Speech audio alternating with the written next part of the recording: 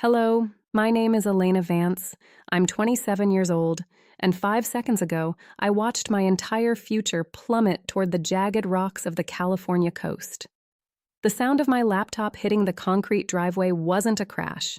It was a sickening, hollow thud that echoed through the salt air of Malibu. I'm standing on the glass-railed balcony of a $6 million beach house, a place that smells like expensive cedar and sea spray, but all I can feel is the cold, calculated betrayal of the woman standing in front of me. "Oops," my mother, Margaret, whispered, though there wasn't a hint of a mistake in her voice. She didn't look at the wreckage below. Instead, she looked at me with a terrifying, triumphant smile, smoothing her silk blouse as if she had just finished a mundane chore.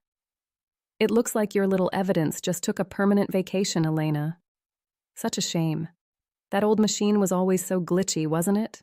Behind her, my Aunt Lydia, my mother's younger sister, and the undisputed golden child of the Vance family, let out a sharp, jagged laugh.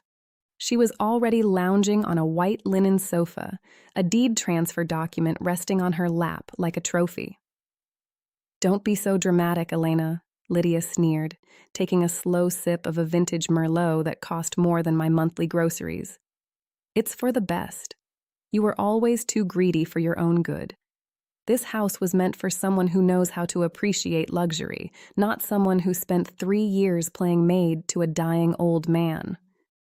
My father, David, was standing by the mahogany doors, his arms crossed, refusing to meet my eyes. He didn't stop her. He didn't say a word when Margaret snatched the laptop from my hands.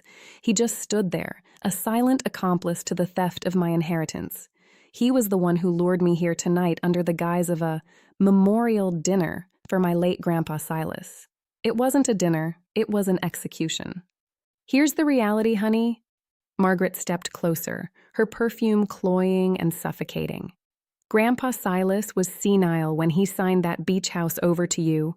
He didn't know what he was doing. But now that your precious digital files, the video testimony, and the scanned copies of the original will are smashed into 1,000 pieces on the pavement, your proof is gone. By Monday morning, Lydia's name will be on the title. I've already spoken to the family attorney. Without that laptop, you're just a girl with a sad story and no house." She jabbed a finger toward the door. "You have exactly 2 hours to pack your bags. Anything left behind goes into the dumpster. If you try to call the police, I'll tell them you're having a mental breakdown. And who do you think they'll believe? A respected pillar of the community or a daughter who's clearly distraught over her grandfather's passing?" I looked at them. The people who watched me change Grandpa Silas's bandages, the people who ignored his calls for 3 years, and the people who are now celebrating his death like they won the lottery. They think they've won. They think that by destroying a piece of hardware, they've erased the truth. They think Margaret's favorite sister is about to move into a $6 million paradise while I'm kicked to the curb. What they don't know, what they couldn't possibly imagine, is that I stopped trusting this family the day they skipped Grandpa's 80th birthday to go to a spa in Aspen. They think they destroyed my only copy. They have no idea that tucked safely in the hidden lining of my jacket is a 128 GB USB drive containing every single file, every recorded conversation, and every legal receipt they just tried to kill. But before I show you how I use that tiny piece of plastic to strip my parents of everything they own and leave them bankrupt and homeless, we need to go back. I need to show you the 3 years of hell I endured while they treated my grandfather like an invisible burden, and the moment I realized my mother would kill her own father's legacy just to please her sister. Before I get into the dirty details of how I'm turning the tables on my parents and making them pay for every single lie, I have a question for you. Have you ever been the designated fixer in your family? Are you the one who stays behind, does the heavy lifting, and pays the bills while everyone else goes on vacation and only shows up when there's an inheritance to fight over? If you've ever been treated like an ATM instead of a daughter, or if you've watched a golden child get rewarded for doing absolutely nothing while you sacrificed everything, drop a comment below and let me know. I read every single story, and hearing your experiences reminds me that we are not alone in this fight. Also, if you believe that loyalty should be rewarded and greed should be punished, please take a moment to subscribe to the channel and hit that notification bell. We are building a community for everyone who has ever been the black sheep, just for having a backbone. Your support helps ensure these stories reach the people who need them most. Now, let's go back 3 years, back to the moment I decided to sacrifice my life for a man my parents had already left for dead. Let's go back to June 14th, 2022. That was the day the world shifted on its axis. I remember it because it was a sweltering Tuesday in Southern California, and I was sitting in my cramped office in downtown LA, finally feeling like I had made it. I was working as a junior architectural consultant, making decent money, and I had just been offered a promotion that would have sent my career into the stratosphere. Then, my phone rang. It was Grandpa Silas. His voice, usually booming and full of life, sounded like crushed, dry leaves. "Elena," he whispered, "the doctors, they say it's my heart. And my kidneys. They want to admit me, but I just want to go home to Malibu." I called my mother, Margaret, immediately. I assumed she'd already be at the hospital. Instead, I heard the sound of clinking glasses and upbeat jazz in the background. She was at a high-end gallery opening in Santa Monica with her sister, Lydia. "Oh, Elena, don't be so dramatic." Margaret sighed into the phone, her voice dripping with annoyance. "Silas is 82. He's always having scares. The doctors just want to run tests so they can bill his insurance. Lydia and I have been planning this evening for weeks. Just go check on him if you're so worried, but don't ruin my night with constant updates." I left my office that day, and I never really went back. When I got to the hospital, I found Grandpa Silas alone in a cold, sterile room, staring at a flickering TV. He looked so small. This was the man who had built a construction empire from nothing, who had bought my parents their first car, and who had spent every summer teaching me how to read the tides. And here he was, invisible to his own daughter. The diagnosis was grim: congestive heart failure and stage 4 renal distress. He needed 24/7 care. The doctors were blunt. He could go to a facility or he could go home with a full-time dedicated caregiver. That weekend, we had a family meeting at the Malibu beach house.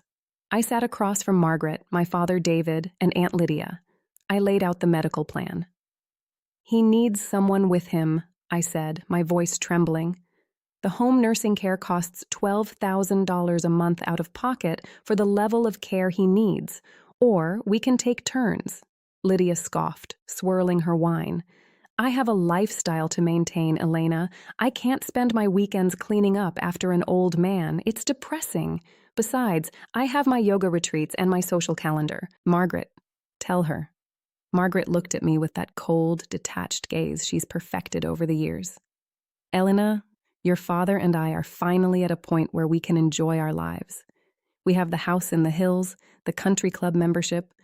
We can't just stop everything. But you're young. You can work from home, right? Or just take a little break from that consulting job. It's not like you're the CEO." "A break?" I asked, stunned. "You want me to throw away my promotion to be a full-time nurse while you guys go to the club?" "Family is about sacrifice," David said, without even looking up from his iPad. "And let's be honest, Elena, you were always Silas's favorite. It's only natural you're the one to step up. We'll support you emotionally, of course."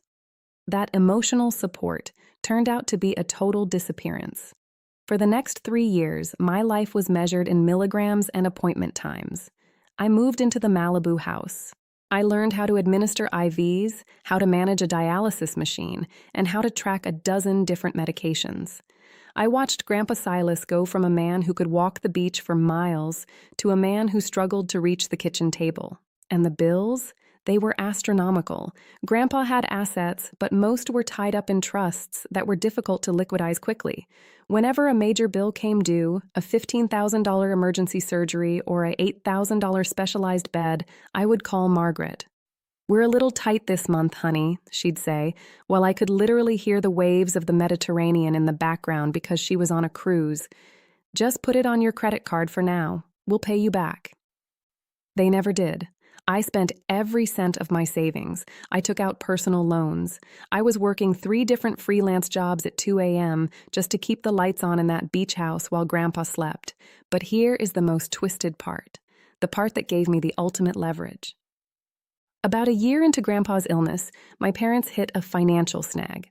My father, David, had made some terrible investments in a tech startup that went burst. They were months behind on the mortgage of their primary home, the $1.8 million Mediterranean villa they loved to brag about. They were facing foreclosure. Margaret came to the Malibu house, literally kneeling by my bed, sobbing. "Elena, please, if we lose the house, the shame will kill me. Lydia will never look at me the same. If you can just take over the loan payments, just until David's new venture kicks in. You're staying here for free anyway, so you're saving on rent." I was exhausted, sleep-deprived, and still held onto the delusional hope that if I saved them, they would finally love me. So, I did it. I signed the paperwork. I became the one responsible for the $4,500 monthly mortgage installments on their house. I worked myself to the bone to pay for the roof over their heads while they barely visited the man dying in the house next door. I remember one specific night in winter 2024. Grandpa Silas was having a hard time breathing. I was sitting by his bed, holding his hand, while the wind howled against the glass. "Elena," he whispered, his eyes clear for the first time in weeks. "I see what you're doing. I see the bags under your eyes. I see the way you hide the bills when your mother walks in for her 5-minute visit once a month. She thinks I'm not paying attention. She thinks I'm already gone." "It's okay, Grandpa," I said, choking back tears. "I've got you." "No," he said firmly. "I've got you. Listen to me. There is a small safe in the floor of the pantry under the 3rd tile. Inside is a folder, and there's a USB drive. Everything I ever built. It's not going to the vultures. It's going to the only person who treated me like a human being and not a bank account." He made me promise not to tell a soul. Not Margaret, not David, and especially not Aunt Lydia. Lydia was the worst of all. She'd show up maybe twice a year, always dressed in head-to-toe Chanel, complaining about the smell of sickness in the house. She'd spend 10 minutes taking selfies with Grandpa Silas to post on Instagram with captions like, "Cherishing every moment with my hero." And then she'd leave before the nurse even had a chance to show her the medication chart. One afternoon, I caught Lydia in the hallway, looking at a $50,000 vintage Rolex Grandpa used to wear. "You know," Lydia said, her eyes fixed on the gold watch, "when he passes, this house really belongs to someone who can host properly. My guest list is far more Malibu than yours, Elena. You should start looking for a nice apartment in the valley. Somewhere affordable." I didn't say anything. I just went back to Grandpa's room and changed his oxygen tank. By early 2025, Grandpa Silas was mostly bedridden. The costs were now exceeding $20,000 a month between the 24-hour nursing help I finally had to hire and the experimental treatments we were trying. I was drowning. My credit score was tanking because I was prioritizing their mortgage and Grandpa's life over my own bills. I called a family meeting. "I can't do this alone anymore," I told them. "I need you to contribute. Just $2,000 a month from each of you would cover the night nurse." Margaret laughed, a sharp, ugly sound.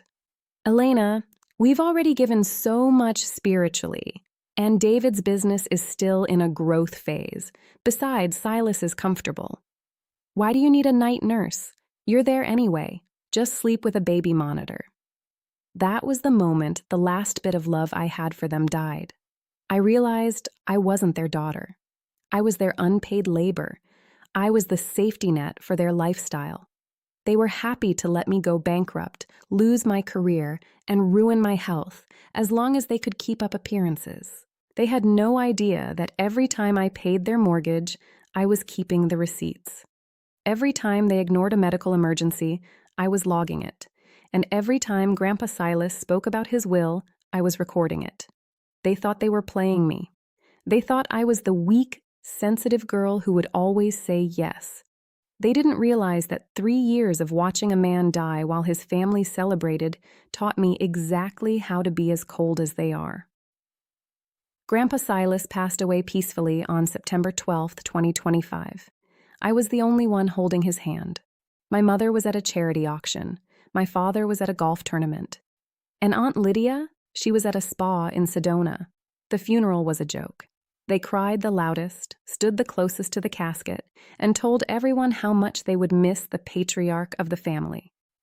But as soon as the dirt hit the coffin, Margaret turned to me and whispered, "We're meeting the lawyer tomorrow at the beach house. Make sure the place is clean. Lydia wants to start moving her furniture in by the weekend." That was their first mistake. They assumed the house was theirs. They assumed I had nothing. And they assumed that by destroying my laptop tonight, they had won. But as I stand here on this balcony, watching the waves crash against the rocks where my laptop now lies in pieces, I can't help but smile. Because the USB drive in my pocket contains the one thing they never saw coming, the truth about their Mediterranean villa and the fact that I don't just own this beach house, I own them. The end didn't come with a dramatic gasp or a final speech like you see in the movies. It was quiet. On September 12th, 2025, at exactly 4:12 a.m., the rhythmic wheezing of the oxygen concentrator was the only sound in the master bedroom of the Malibu house. I was sitting in the armchair by the window, half asleep with a medical journal in my lap, when the silence hit me. It was a heavy, absolute silence that felt like a physical weight in the room. I didn't even have to check his pulse to know. Grandpa Silas was gone. I sat there for 20 minutes just holding his cold hand before I even picked up the phone. My first call wasn't to the funeral home, it was to my mother, Margaret. She didn't pick up. Neither did my father, David. I left voicemails, my voice shaking, telling them that the man who had funded their entire lifestyle for 3 decades had just passed away alone with his disappointing granddaughter. They finally showed up at 10 a.m., but they didn't come to grieve. Margaret walked into the house wearing oversized designer sunglasses and a black silk wrap, looking more like she was headed to a high-end brunch than a morgue. Behind her was Aunt Lydia, already carrying a measuring tape in her purse. I'm not even joking. She was literally looking at the crown molding in the hallway before the paramedics had even moved the body. "It's a tragedy, truly," Margaret said, her voice dry as a bone. She didn't even look at the bed where her father lay. "But we have to be practical, Elena. The upkeep on this place is $8,000 a month. We need to get it on the market by October to catch the late-season buyers. Lydia, did you bring that contact for the estate stager?" I stood there, still wearing the scrubs I'd lived in for 48 hours, feeling like I was in a nightmare. "He's still in the room, Mom," I whispered. "Can we at least wait until the funeral before you start counting the commission?" David patted my shoulder, that fake, patronizing gesture he always used when he wanted me to shut up. "We're just thinking about the family's future, Elena. You've been under a lot of stress. Why don't you go to your little apartment, get some rest, and let the adults handle the boring legal stuff?" The boring legal stuff happened 3 days after the funeral. We were gathered in the mahogany-paneled library of the Malibu house. My parents and Lydia were sitting on the leather sofa, looking smug, already discussing which rooms they'd renovate first. They assumed that because Margaret was the eldest and Lydia was the favorite, the house would be split between them, and I'd be lucky to get Grandpa Silas's old coin collection. Then Mr. Sterling, Grandpa's attorney for 40 years, walked in. He looked at them with a professional coldness that I now realize was hidden disgust. He placed a thick blue folder on the desk and adjusted his glasses. "Silas Vance updated his last will and testament on August 14th, 2024, Mr. Sterling began. Margaret frowned. "August 2024? He wasn't himself then. He was on heavy medication." "Actually," Mr. Sterling countered, pulling out a signed affidavit, "I had 2 independent neurologists certify his mental competency that morning. He was perfectly lucid." He cleared his throat and started reading. The air in the room turned to ice. He went through the small stuff first: donations to the local maritime museum, a trust fund for the nursing staff. and then he got to the main asset. Regarding the real estate property located at 2482 Oceanfront Way, Malibu, valued at approximately $6.2 million, Mr. Sterling read, his voice gaining strength. I, Silas Vance, being of sound mind, hereby bequeath the entirety of this property, along with all its contents and the surrounding land, to my granddaughter, Elena Vance. The silence that followed was deafening. I felt my heart hammer against my ribs. I looked at the floor, my mind racing back to that night under the pantry tile where I'd found the USB drive. What? Margaret's voice was a low, dangerous hiss. That's impossible. There must be a mistake. I'm his daughter. Lydia jumped up, her face turning a blotchy red. He was 82. She must have manipulated him. She spent 3 years whispering in his ear while we were busy working. This is elder abuse. We'll sue. We'll tie this up in court for 10 years. Mr. Sterling didn't blink. There's more. Silas also left a specific letter addressed to Margaret, David, and Lydia. Would you like me to read it? He didn't wait for an answer. To my children, he read, I watched you. I watched you skip my birthdays. I watched you ignore the calls from the hospital. I watched you leave Elena to drown in debt and exhaustion to save my life. While you spent the money I gave you on country club memberships and European cruises, you didn't want a father, you wanted a payday. Elena wanted a grandfather. Therefore, Elena gets the house. As for the rest of you, I have left you exactly what you gave me during my final years. Nothing. Margaret looked like she was about to have a stroke. David was speechless. But the real explosion happened when Mr. Sterling handed me the keys. This is not over, Elena, Lydia screamed, pointing a shaking finger at me. You think you can just take our legacy? You're a thief. We're your family, and we will make your life a living hell until you sign that deed over to me. I looked at her, then at my mother, who was already pulling out her phone to call a different lawyer. I felt a surge of cold, hard clarity.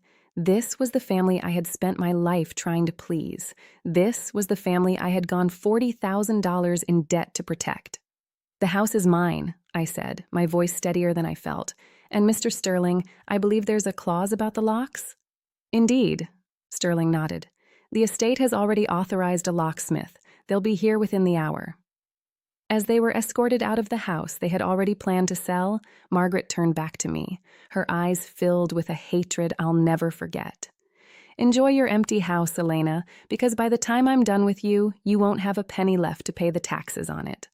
They thought they were the ones with the power. They thought they could sue me into submission. They had no idea that Grandpa Silas hadn't just left me a house. He had left me a roadmap to their total destruction, and it was all sitting on that tiny USB drive, waiting for me to press play. The lawyer, Mr. Sterling, had barely made it out the front door before the air in the room shifted from shock to pure, unadulterated venom.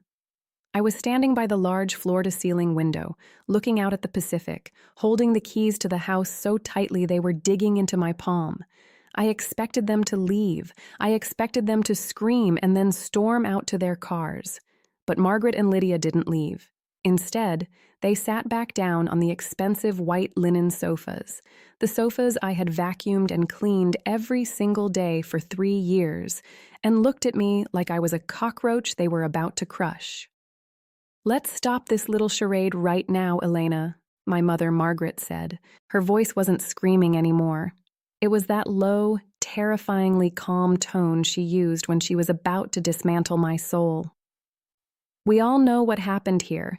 You spent 3 years isolating a dying man. You fed him your version of the truth. You controlled his visitors, and you manipulated him into signing a document that he never would have signed if he were in his right mind. You're not an heir, Elena. You're a predator. I felt my blood boil. I isolated him? Mom, you didn't answer his calls for months. I was the one holding the phone for him while he left voicemails that you never returned. Because we were busy, Aunt Lydia snapped, her eyes flashing with a cold blue fire. She stood up and started pacing the room, already touching the vases and the artwork as if they belonged to her. We were out in the world, maintaining the Vance name, doing the work that keeps this family relevant. You were just here. You were a glorified nurse, Elena. And a nurse doesn't inherit a $6 million estate. It's insulting. It's a joke.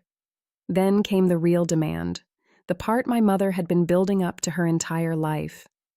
Lydia needs this house, Elena, Margaret said, leaning forward. She's going through a difficult time. Her third divorce is finalized, her boutique in Beverly Hills is struggling, and she needs a win. She's always been the heart of this family. She's the one who reflects the grace and beauty of my parents. You're just like Silas, stubborn, rough around the edges, and far too obsessed with work. This house would be wasted on you. You'd probably just sit here and rot. But Lydia can turn this into a destination. She can host the events that Grandpa Silas's legacy deserves. I looked at Lydia, the woman who had spent more on her Botox in 1 year than I had spent on my own groceries. So, because she's your favorite, I'm supposed to just hand over the only thing Grandpa left me. After I gave up my career for him? Your career? David, my father, finally spoke up, his voice dripping with condescension. Elena, you were a junior architect. You were a replaceable cog in a machine. Don't act like you were building the Burj Khalifa. You didn't give up a career. You found an excuse to hide from the real world. And now you're trying to profit from it. It's disgusting. The next week was a psychological battlefield. They didn't leave the house. They claimed they had legal rights to occupy a family property during the probate period, which I knew was a lie, but my lawyer advised me that forcing an immediate eviction of my own parents would look bad in front of a judge if they contested the will. So I was trapped in my own house with 3 people who hated me. They started a campaign of mental torture. It began with the small things. Margaret would go into the kitchen and throw away the food I'd bought, replacing it with Lydia's expensive organic cleanses. They would play loud music at 3 a.m. right outside my bedroom door, laughing and drinking Grandpa's vintage wine, knowing I had to get up early for my freelance projects. Every time I walked into a room, the conversation would stop. They would whisper and then laugh as I passed. Lydia started bringing in interior decorators. Yes, decorators, while I was still living there. I'd walk into the living room and find a stranger measuring the windows for new curtains. "Oh, ignore her," Lydia would tell the decorator, waving a hand toward me as if I were a piece of furniture. "She's just the previous occupant's assistant. She'll be moving back to a studio in the valley soon. Let's talk about silk drapes for the master bedroom." The gaslighting was the worst part. Margaret would corner me in the hallway and say things like, "Everyone at the church is talking, you know. They're all asking how you could be so greedy. They saw you at the funeral pretending to be the devoted granddaughter while you had the deed in your pocket. Your reputation is ruined, Elena. If you sign the house over to Lydia now, we can tell everyone it was a mutual family decision. We can save your face. But if you hold on to this, I will make sure no one in this town ever speaks to you again." I was exhausted. I was sleep-deprived. I felt like I was losing my mind. They were using my own love for the family as a weapon against me. They knew I had always wanted Margaret's approval. They knew I had spent my childhood trying to be as perfect as Lydia. They were counting on me breaking. They were counting on that one moment where I'd say, "Fine, just take it. I just want peace." Lydia even had the audacity to ask me for my notes on the house's maintenance. "Since you've been the help here for so long," she said, filing her nails, "you should make a list of the plumbers and electricians we use. I don't want to have to figure that out myself when you're gone. And make it quick, dear. I've already invited a few friends for a housewarming party next weekend." "A housewarming party?" I asked, my voice trembling with rage. "Lydia, I haven't signed anything. This is my house." "For now," Margaret interjected from the doorway, her eyes cold and calculating. "But you're a Vance, Elena, and Vances don't steal from their own. You're going to do the right thing because we're going to make sure that the alternative is a life of total isolation. You think you're strong? Let's see how strong you are when your own mother testifies in court that you were abusive to your grandfather. Because I'll do it, Elena. I will burn your name to the ground to give Lydia what she deserves." I realized then that there was no bottom to their greed. There was no family left to save. They had chosen their favorite sister, their comfortable lies, and their luxury lifestyle over the truth. But as I sat in the darkness of my room that night, listening to them toast to Lydia's new beach house in the room below, I pulled out my laptop. I looked at the files. I looked at the bank statements for the mortgage I was still paying on their home. I looked at the hidden USB drive. They thought they were the ones who could ruin reputations. They thought they were the ones who could take everything. They had no idea that while they were busy choosing paint colors for my house, I was busy preparing the paperwork that would take away theirs. It was Friday, October 10th, 2025, at precisely 7:14 p.m. I remember the time because the digital clock on my desk was glowing a soft blue, contrasting with the orange hues of the Malibu sunset bleeding through the windows. I was sitting in Grandpa Silas's old study, the room still smelling faintly of his cedarwood tobacco and old books. My fingers were flying across the keyboard of my silver laptop, finalizing the digital audit of every single dollar I had spent on this family over the last 3 years. I was preparing to file a formal notice of occupancy to legally bar Lydia from moving her things in. I was so focused that I didn't hear the heavy oak door creak open. I didn't hear the soft thud of designer heels on the Persian rug. The first thing I felt was the sudden, violent chill in the room as my mother, Margaret, and Aunt Lydia stepped into the light of my desk lamp. "Still playing at being a lawyer, Elena?" Margaret's voice was like a razor blade wrapped in silk. She didn't wait for an answer. She walked right up to the desk, her eyes fixed on the screen where a spreadsheet of Grandpa's medical expenses was open. "You really think these little numbers mean anything? You think a judge is going to care about receipts when I testify that my father was struggling with dementia when he signed that will?" "He wasn't, Mom," I said, my voice steady despite the adrenaline surging through my veins. "And you know it. These little numbers add up to over $240,000 of my own money. Money I spent while you were buying Prada bags and ignoring his calls." Lydia stepped forward, her face twisted in a sneer. She reached out and touched the corner of my laptop. "It's a shame, really. All that work, all those scans of the will, the video recordings of Silas talking about his ungrateful children. It's all trapped inside this fragile little plastic box, isn't it?" A cold dread pooled in my stomach. I went to close the lid, but Margaret was faster. In a sudden explosion of movement that didn't match her age, she lunged across the desk, her hand clamped down on the laptop, her nails digging into the metal casing. "Give it to me, Elena," she hissed. "Get your hands off it, Mom. That's my property." I scrambled to stand up, but Lydia blocked my way, her designer bag swinging like a weapon. Margaret didn't just take the laptop. She ripped the power cord from the wall with such force that the lamp on my desk shattered. She turned and ran toward the French doors leading to the fourth-floor balcony. I chased after her, my heart hammering against my ribs. "Mom, stop! You don't know what you're doing!" We burst out into the cool night air. The wind was whipping around us, and the sound of the Pacific crashing against the rocks 50 feet below was deafening. Margaret stood at the edge of the glass railing, holding my laptop over the abyss.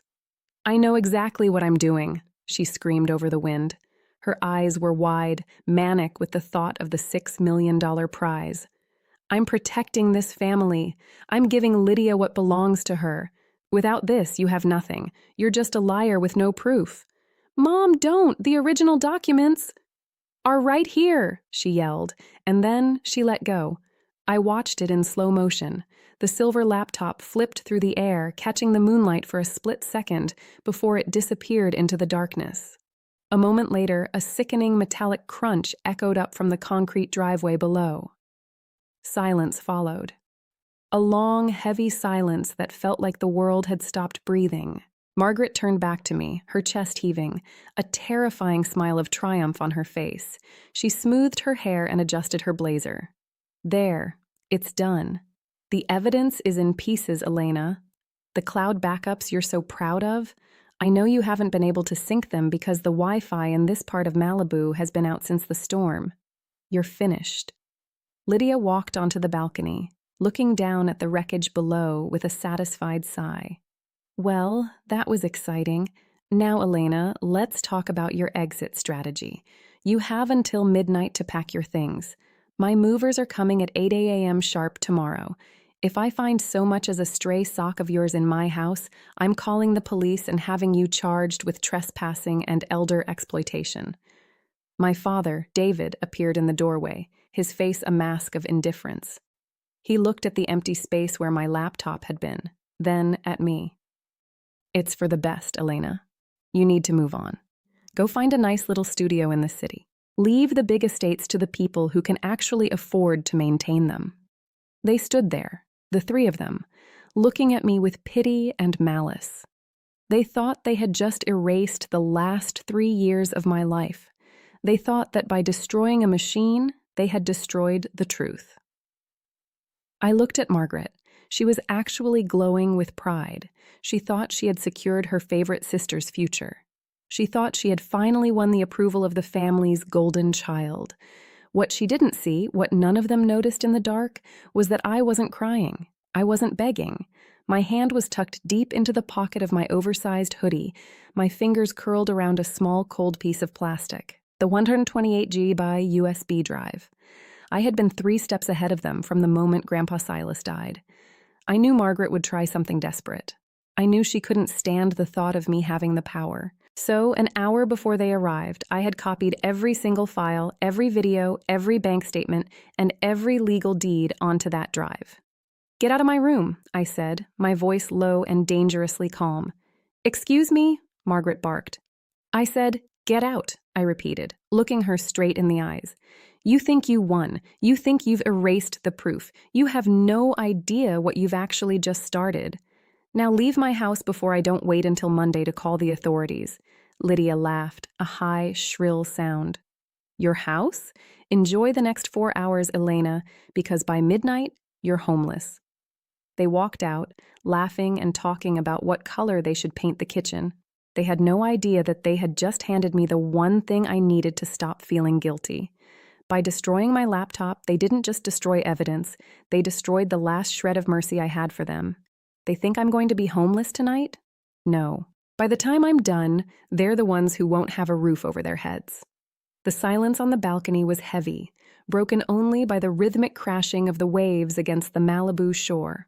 My mother, Margaret, was still wearing that smug, self-satisfied grin, her eyes gleaming with the belief that she had just deleted my future. Aunt Lydia was already leaning against the railing, looking like she was mentally picking out which designer rug would look best in the living room once I was gone. "You really should get moving, Elena," Lydia said, her voice dripping with fake sympathy. "It's a long drive back to the city, and I'd hate for you to be on the road while you're so emotional." I didn't move. I didn't cry. I simply reached into my pocket and pulled out the small black 128 GB USB drive. I held it up between my thumb and forefinger, letting the moonlight catch the metal casing. "What is that?" Margaret asked, her grin faltering for a split second. "This," I said, my voice cold and sharp, "is the reason you just committed a felony for absolutely no reason. You see, Mom, I've lived with you for 27 years. I know you. I knew the second you walked in here tonight with that memorial dinner story, you were looking for a way to destroy my proof. So, an hour before you arrived, I backed up every single file. The video of Grandpa Silas signing the will, the digital deed, the bank statements. Everything is right here, and on 3 different cloud servers that you'll never find the password for." Margaret's face went from pale to a sickly shade of gray. You're lying. You're just trying to scare us." "Am I?" I pulled out my phone and tapped a button. From the driveway below, the sound of a heavy car door slamming echoed up to us. 2 sets of footsteps approached the front entrance.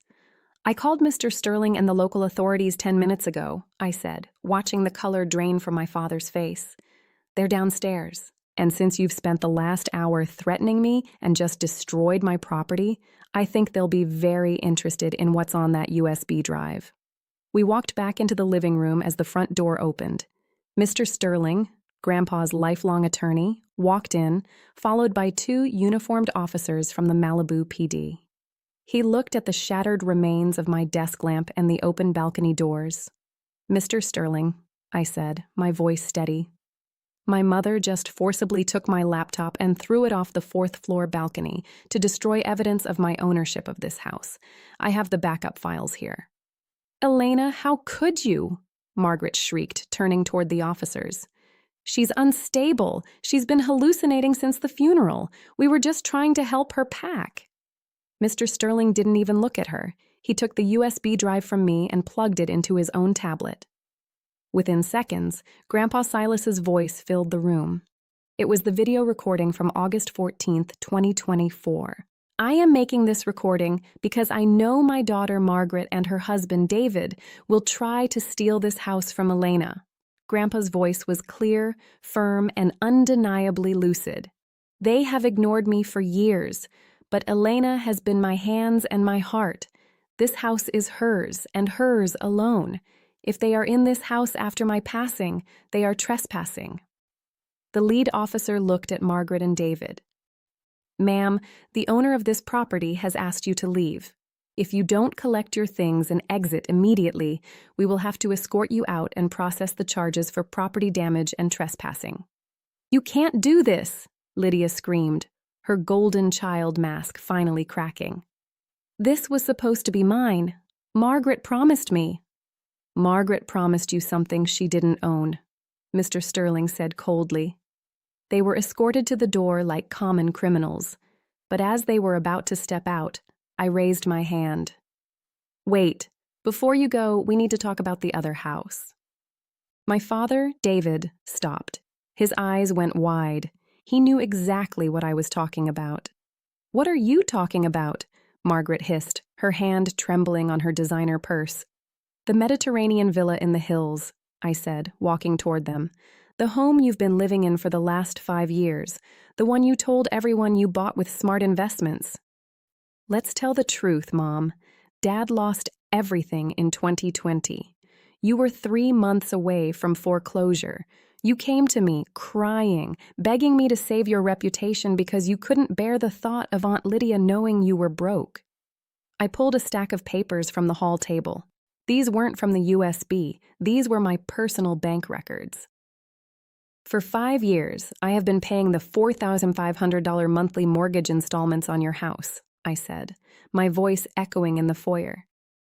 "I've spent over $270,000 of my own money I earned working 3 jobs and drawing blood from patients in the middle of the night, to keep a roof over your head while you were busy telling everyone I was a glorified nurse. You told me it was a loan. You told me you'd pay me back once David's business grew, but you never had any intention of paying me back, did you?" Margaret didn't answer. She just stared at the floor. "And here's the best part," I continued, a cold smile touching my lips. "The loan is in my name as a co-signer and primary payer, and since I am now the owner of a $6 million estate and I have zero legal or moral obligation to support people who just tried to ruin my life, I called the bank this afternoon. I have officially canceled the automatic installments.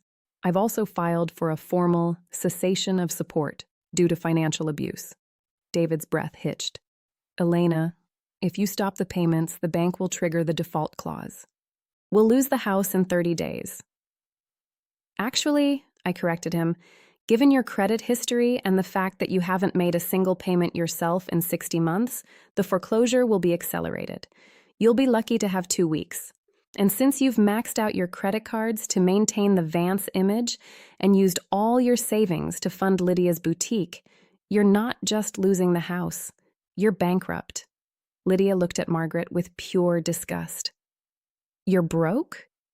You told me you were handling the mortgage with Silas's secret fund. You told me I could move in here and you'd keep the villa." "She lied to you too, Lydia," I said, looking at my aunt. "She's been using me as an ATM to keep you impressed, and you were so busy being the favorite that you never bothered to ask where the money was coming from." Margaret looked at me, her eyes filled with a desperate, pathetic fear. "Elena, please. We're your parents. You can't leave us on the street. We have nowhere else to go." Think about the family name. The family name? I asked. You mean the name you tried to use to label me as distraught and unstable so you could steal my inheritance? You mean the family that skipped Grandpa Silas's final moments to go to a spa? You're not a family, Margaret. You're a group of vultures, and the carcass is finally empty. I turned to the officers. Please ensure they leave the property. And Mr. Sterling, please begin the proceedings for the recovery of the $270,000 in fraudulent loans. As the door slammed shut behind them, I stood in the center of my $6 million beach house, listening to the silence. It wasn't the silence of loneliness anymore. It was the silence of freedom. They thought they had trapped me in their web of lies and debt, but they had actually just walked into the very trap they had spent years building for me. They wanted a public exposure. They wanted a fight. They got one. And by this time next week, the whole world would know that the prestigious Vance family was nothing more than a house of cards that I just decided to stop holding up. The aftermath of that night wasn't a sudden explosion. It was a slow, agonizing bleed-out for my parents' carefully constructed life. After the police escorted Margaret, David, and Lydia out of my beach house, I didn't just lock the doors. I changed the security codes, hired a private security firm to patrol the perimeter, and then I sat down at Grandpa Silas's mahogany desk with a glass of ice water and my phone. I had been paying $4,500 a month for their Mediterranean villa for exactly 60 months. That is $270,000 of my life, my sweat, and my career that I had poured into a black hole of their vanity. Every single one of those payments had been set up as an automatic gift transfer from my account to the mortgage servicer. I logged into the portal, my hand not trembling for even a second, and I hit the button that said, "Cancel recurring payment." Then I went a step further. I called the bank's fraud department. I informed them that the co-signing agreement I had entered into was based on fraudulent claims of future reimbursement, and that I was officially withdrawing all financial support. Because my parents had zero income and David's business was effectively a shell company with more debt than assets, the bank's system triggered an immediate account in jeopardy flag. The first call from Margaret came 48 hours later. I didn't answer. I let it go to voicemail. "Elena, what have you done?" Her voice was shrill, the mask of the composed socialite completely shattered. "The bank just called. They said the mortgage payment bounced. They're talking about an accelerated foreclosure. You need to fix this right now. Do you have any idea how embarrassing it is to have a payment failed notice sent to our home?" I listened to it while sitting on my balcony, watching the sunrise over the ocean I now owned. I didn't call back. The second call was from David. "Elena, be reasonable. We made a mistake with the laptop, okay? We were stressed, but you can't just let us lose the house. We have no savings. Everything we had went into keeping up appearances for the family name. If you don't pay this month, we'll be on the street by November." That was the truth they didn't want to admit. They were living a $2 million lifestyle on a $0 budget, and I was the only thing keeping the floor from falling out from under them. The real justice, however, came from within their own ranks. I knew that Lydia, the favorite sister, the woman for whom my mother had sacrificed her own daughter's soul, would be the first to run when the money dried up. I sent Lydia a copy of the bank's foreclosure notice via email with a short note. "Since you're so worried about the family legacy, I assume you'll be taking over the $4,500 monthly payments for Mom and Dad? After all, you're the one who deserves the best, right?" Lydia's response was a masterpiece of narcissism. She didn't offer to help. She didn't even defend my parents. Instead, she blocked my parents' numbers and changed her own. I found out through a mutual family friend that when Margaret showed up at Lydia's boutique in Beverly Hills, begging for a place to stay, Lydia had the security guard tell her she was busy with a client and couldn't be disturbed. "I have a brand to protect, Margaret," Lydia had apparently texted her later. "I can't have the homeless sister drama following me around. You should have managed your daughter better." By the end of the week, the Vance reputation was in tatters. The bank moved with a cold efficiency that only financial institutions possess. Because they had no equity and a history of missed internal deadlines that I had been covering up, the foreclosure wasn't just a threat, it was a reality. A notice of eviction was taped to their front door in the hills for all the neighbors to see. I watched from a distance as my mother tried to sell her designer bags and jewelry on luxury resale sites just to afford a moving truck. She was selling the very items she had bought with the money she should have used for Grandpa's care. On the day they had to leave, David called one last time. He sounded like a broken man. "We're moving into a 2-bedroom motel in the valley, Elena. Is this what you wanted? To see your parents bankrupt and homeless?" "No, Dad," I said, speaking to him for the first time since the night of the laptop. What I wanted was a family that cared about me half as much as I cared about them. What I wanted was for you to hold Grandpa's hand while he was dying instead of checking your golf scores. You aren't in that motel because of me. You're there because the bank finally realized what I already knew. You're a liability. They were officially bankrupt. No house, no credit, no favorite sister to save them. They had gambled their daughter's love for a life of luxury they couldn't afford, and they had finally lost the house and the daughter that made it all possible. It's been 3 months since that night on the balcony, and as I sit here on the deck of my Malibu beach house, sipping coffee and watching the winter tide come in, I finally understand what peace feels like. The silence in this house isn't empty anymore.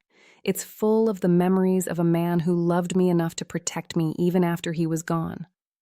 Grandpa Silas was right. Loyalty isn't just a word, it's a lifestyle. My parents, Margaret and David, are currently living in a weekly rate motel in the San Fernando Valley. David is working at a local hardware store to make ends meet, and Margaret spends her days calling anyone who will listen, telling them how her cruel daughter stole her life. But the calls are getting fewer. People have seen the videos, they've seen the receipts I posted online. In the court of public opinion, the prestigious Vance name is exactly what it always was, a hollow shell. Aunt Lydia? She hasn't spoken to them since the day the Mediterranean villa was boarded up. She's busy rebranding herself in Scottsdale, pretending she never had a sister at all. It turns out the favorite child only sticks around when there's a $6 million view to share. When the money vanished, so did her family values. The biggest lesson I've learned from this 3-year nightmare is that blood doesn't make you family. Showing up does. I spent 27 years trying to measure up to a sister who didn't exist and a mother who didn't care. I spent 3 years changing bandages, managing dialysis, and holding a dying man's hand while they were out spending the money I was earning for them. In the end, the person they treated like the help is the only one who kept the family's true legacy alive. I don't hate them. I don't have enough energy left for that. I just finally see them clearly, and that clarity is worth more than any inheritance. So, I want to hear from you. If you were in my shoes, would you have forgiven them? Or would you have let the bank take the house just like I did? Drop a comment below and let's talk about it. And if you've ever survived a family that tried to erase your existence, keep standing. You're not alone, and your truth matters. Thank you for listening to my story. If you believe in justice, hit that subscribe button. My name is Elena Vance, and I am finally, truly free.